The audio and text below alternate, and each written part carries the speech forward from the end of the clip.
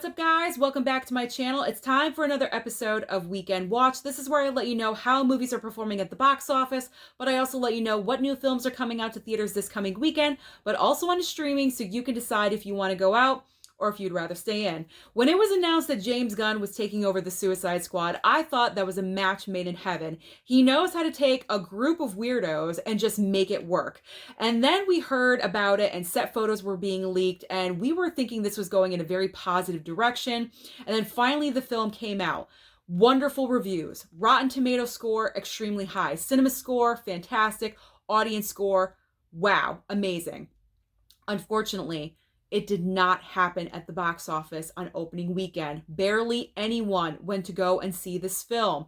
It severely underperformed. Everyone was estimating about a $40, maybe $50 million opening because the hype behind this movie was so great. Unfortunately, the Suicide Squad only opened with $26.5 million. What happened? What's going on? Is DC cursed? I'm going to get into that in just a second. But what are the factors? We'll go over them as I've been doing every single week. Number one factor is obviously the Delta variant. Cases are rising every single day, every single week, every minute. We're getting more cases. So that is a factor that leads into factor number two, HBO Max, same day and date release. We've been talking about this all along. Does it have a big effect? I think it does, especially with the Delta variant cases rising like they are. People are going to opt to stay home and stay safe versus going out to a theater, if their theaters are even open, and risking infecting themselves. The third reason I believe is the hard R rating that this movie has. Now, it has an R rating because not only is it really gory, but I can appreciate it because that's what the Suicide Squad is. It's all about villains, so it's got to be gory. Unlike the first movie, this one, really gory, but I enjoyed it.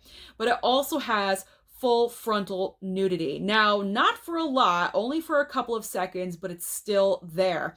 And all of us critics here on YouTube that talk about the movies, we're of course going to mention that. So I think that because people watch us and they hear, oh my God, there's nudity, it's too gory, I'm not going to go. So because of that R rating and those factors, it might have deterred people from going and seeing this movie, and they might have gone to see Jungle Cruise instead because it's more family friendly. The fourth reason is DC cursed. I don't think DC is cursed, but it's not looking good. They're not having a great track record. And I say this because Wonder Woman 84 was a colossal disappointment. The hype for that movie was so high. We were waiting, it seemed like forever, for that sequel to come out. It finally did, and it was one of the biggest disappointments of the year. I think that's still fresh in people's minds. And let's not forget the movie before that was Birds of Prey. Now, granted, that has Margot Robbie as our Harley Quinn. We know her and we love her, but that was not enough because the rest of the movie just did not work. Plus, it was right at the start of the pandemic when that film came out. So we really didn't get a sense of what a true normal box office would have looked like for Birds of Prey. So it does look like it was a failure, but we're not really sure of what it could have been. So DC is not having a great track record, unfortunately, and I think this is also sticking in people's minds. So all of these elements combined, as I say, every single week, all of these elements just created the perfect, I'll say crap storm for the Suicide Squad, and that is why it did not have a spectacular box office like we hoped it would. I gotta be honest, guys. If you can, if you feel safe, go and see this movie in the theater. It's a wonderful, quirky, weird, awesome, violent, gory, good time. James Gunn knew how to treat this movie, and he just created something beautiful. So go and see it. Go and support this movie if you believe in it. And you want to see it to succeed, because I really hate that this film only opened with 26.5 million. All right, I'm gonna stop advertising the Suicide Squad right now. And in second place was Jungle Cruise with the least amount of drop at the box office with 15.6 million.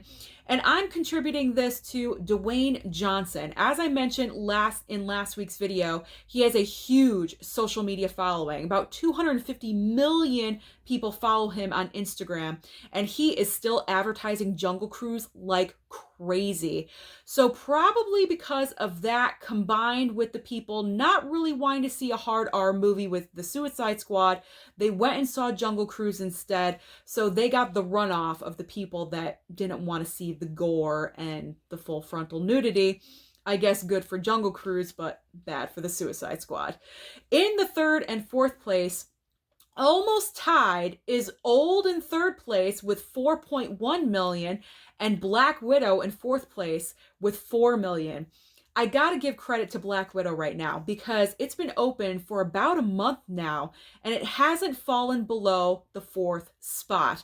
So she's not making as much money as we want her to, but she's still hanging in there. So I just wanted to really shout that out and give some highlight to Black Widow. Good for her.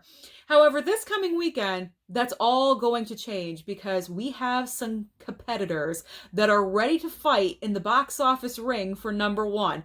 Which one do you think it's going to be? We have Free Guy, Respect, the story of Aretha Franklin with Jennifer Hudson, and also Don't Breathe 2, a horror movie sequel. This is a wide array of movies. We have a video game movie, a biopic, and a horror movie. And then we still have the Suicide Squad and Jungle Cruise and all of these other movies.